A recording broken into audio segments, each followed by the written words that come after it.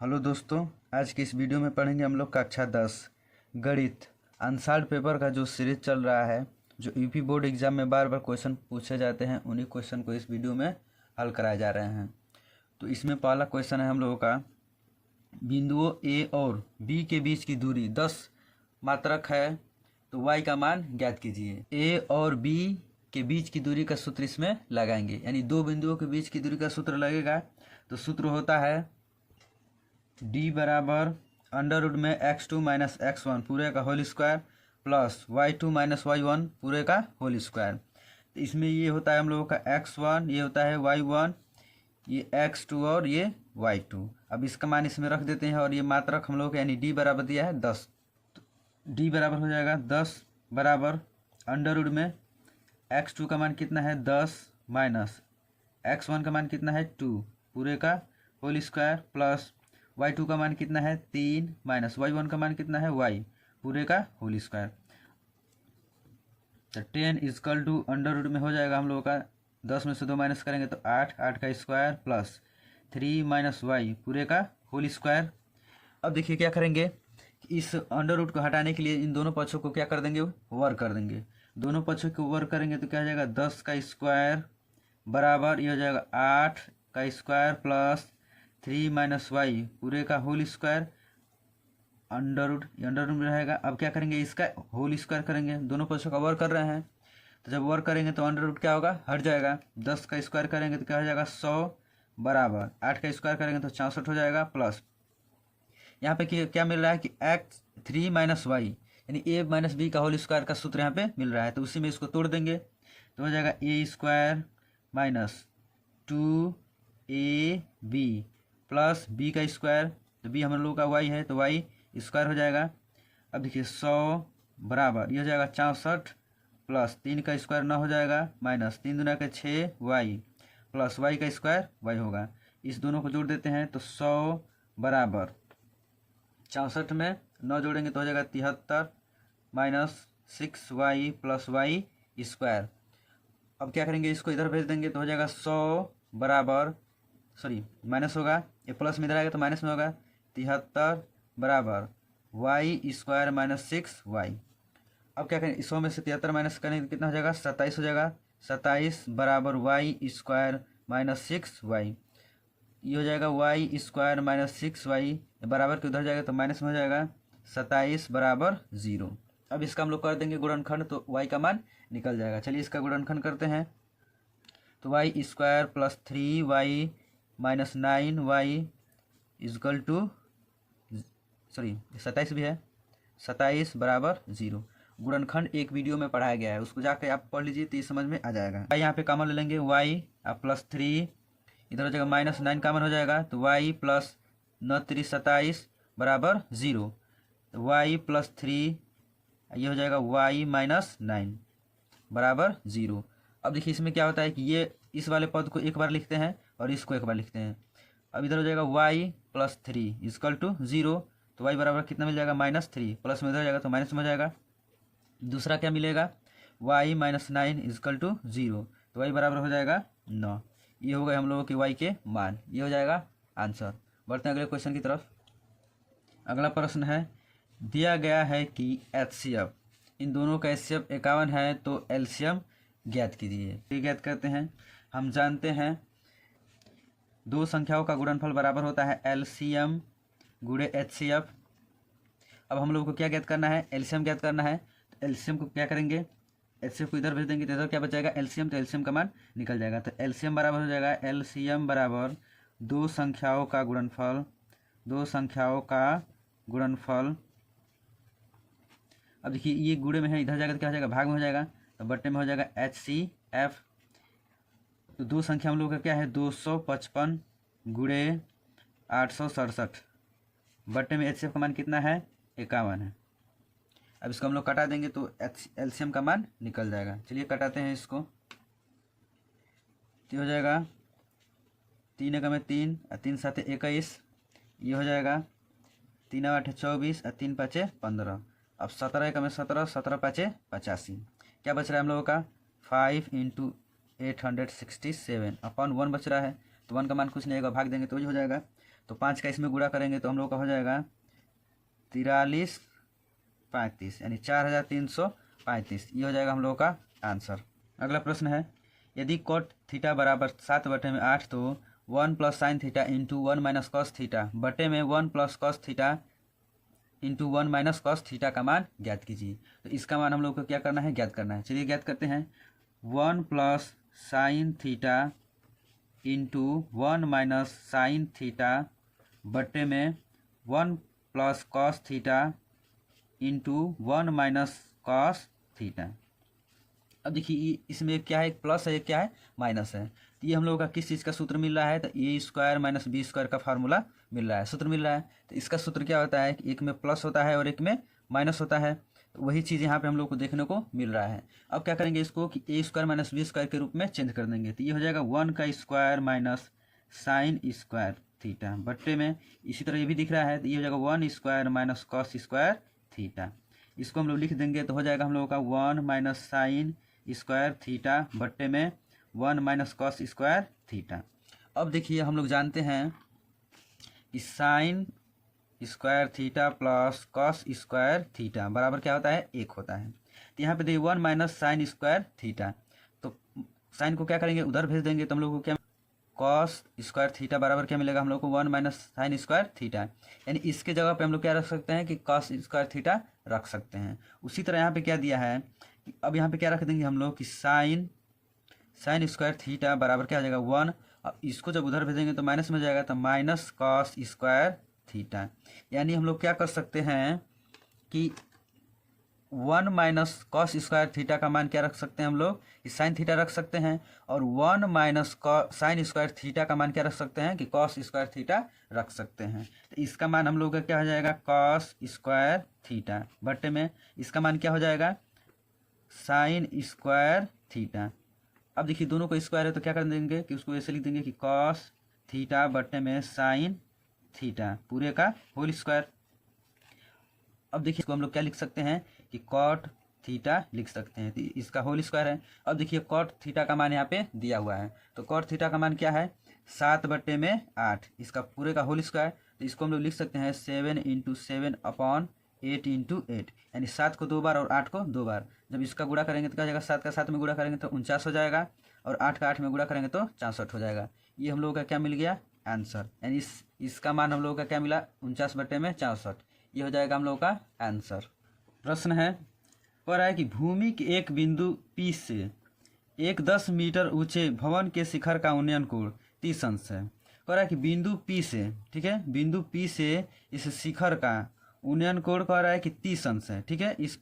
इसका उन्नयन कोण कितना कह रहा है, 30 अंश है, और इसके 10 मीटर ऊंचे भवन का शिखर है, ठीक है। इस भवन का कितना है, 10 मीटर ऊंचे भवन का शिखर है।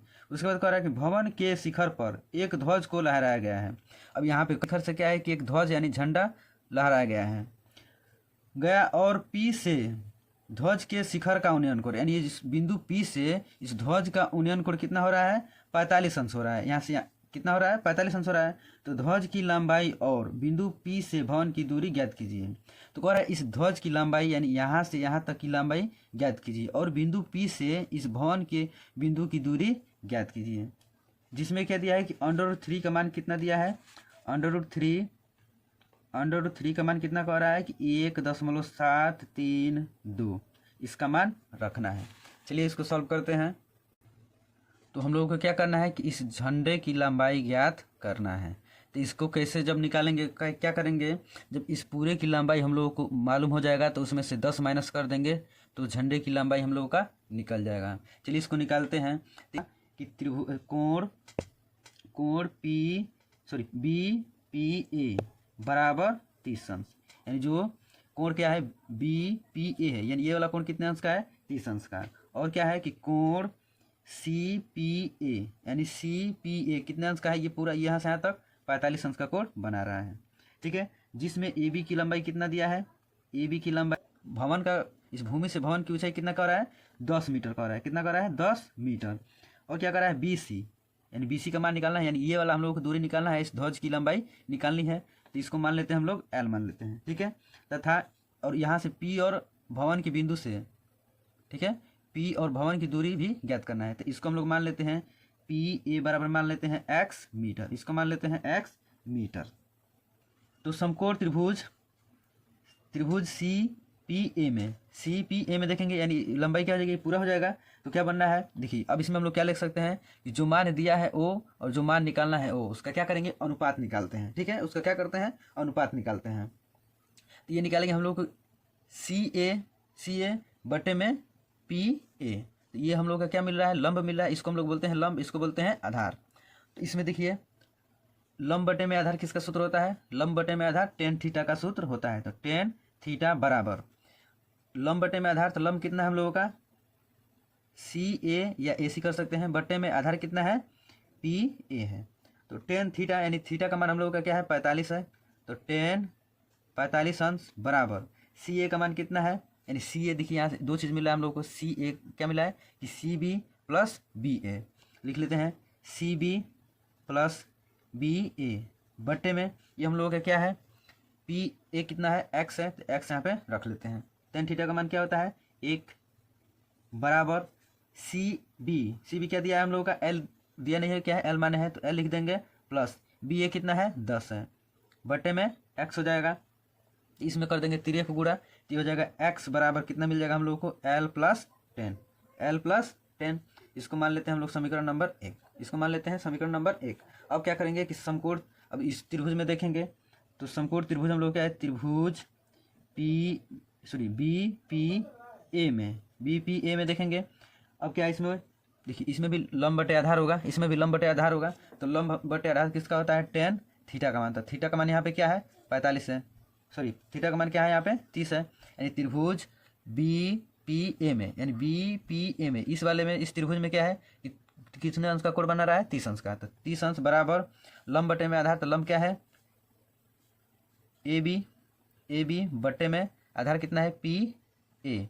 तो टेन 30 अंश का मान क्या होता है 1 बटे में √3 बराबर ए बी का मान कितना दिया है 10 बटे में पी बी का मान कितना दे रहा है एक्स। अब इसका हम लोग कर लेते हैं तिरक गुणा, देखिए मिल जाएगा एक्स बराबर 10√3 मीटर।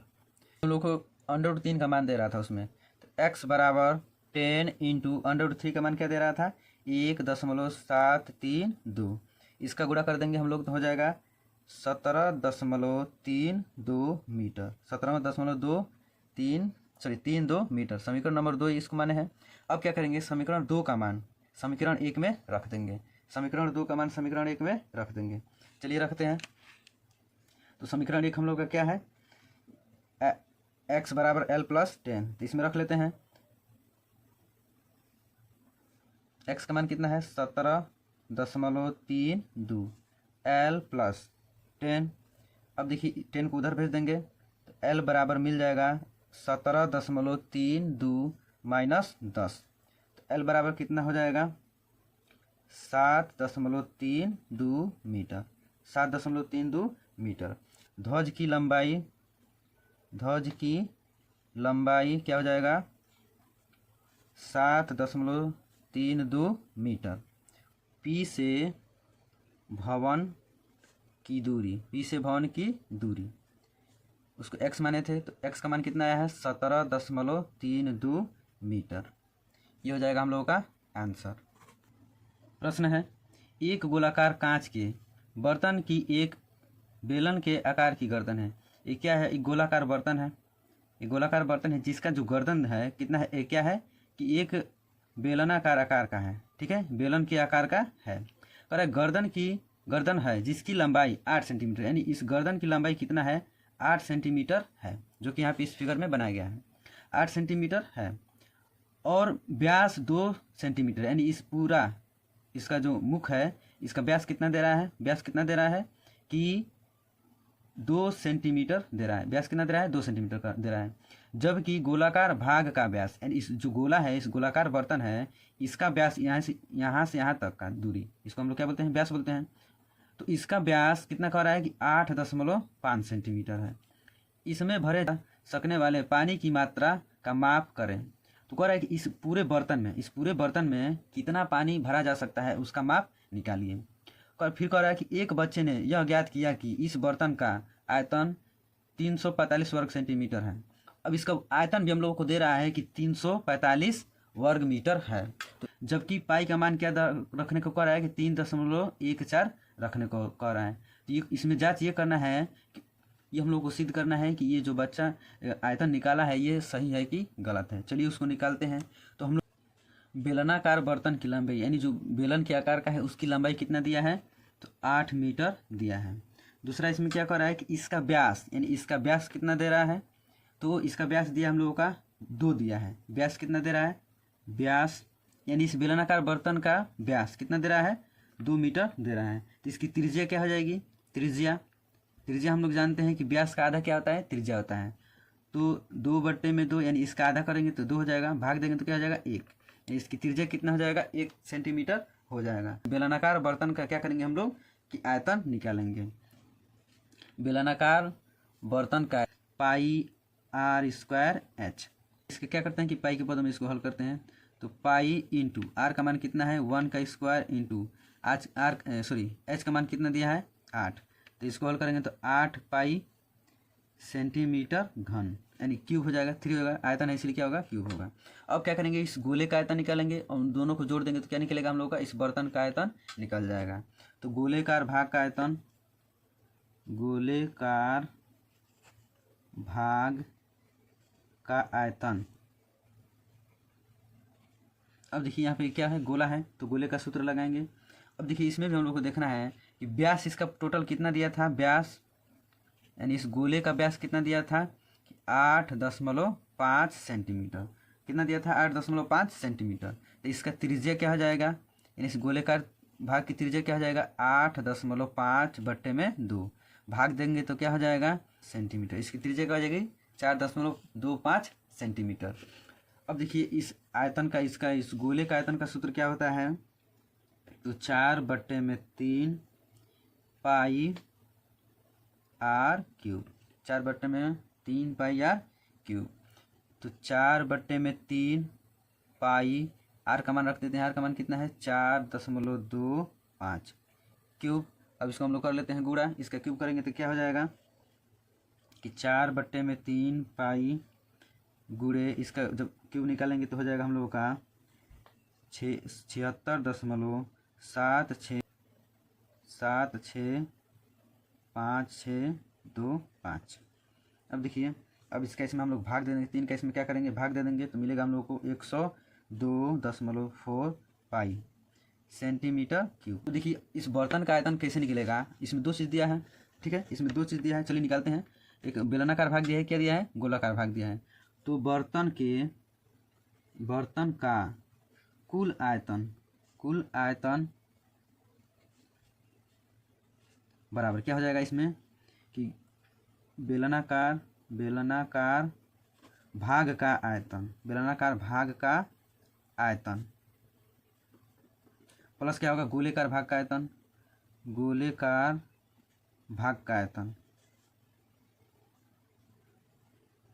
इन दोनों को जोड़ देंगे तो क्या निकलेगा हम लोगों का कि बर्तन की कुल आयतन निकल जाएगा। इस बेलन की जो भाग है इसका हम लोग का कितना आया है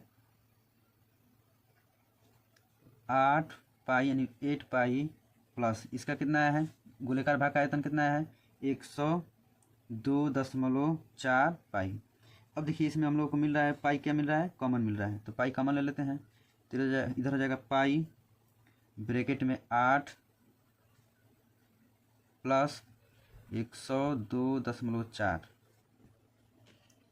अब देखिए पाई का मान हम लोग को दे रहा था कितना कि 3.14 गुणे इसको जोड़ेंगे तो कितना हो जाएगा 110.4। अब इसका हम लोग गुणा कर लेते हैं, गुणा करेंगे तो हो जाएगा 346.65 सेंटीमीटर क्यूब लिखेंगे। अतः बच्चे द्वारा ज्ञात किया गया बर्तन का आयतन 345 गलत है, क्योंकि इसका हम जब निकाले हैं तो क्या आया है कि इसका आयतन सही आयतन क्या होगा कि बर्तन का सही आयतन 346.65 सेंटीमीटर क्यूब है। तो इस बच्चे का बात क्या है गलत है, सही आयतन क्या होगा 346.65 सेंटीमीटर क्यूब होगा। ये हो जाएगा हम लोगों का आंसर। मिलते हैं अगले वीडियो में। धन्यवाद। जय हिंद।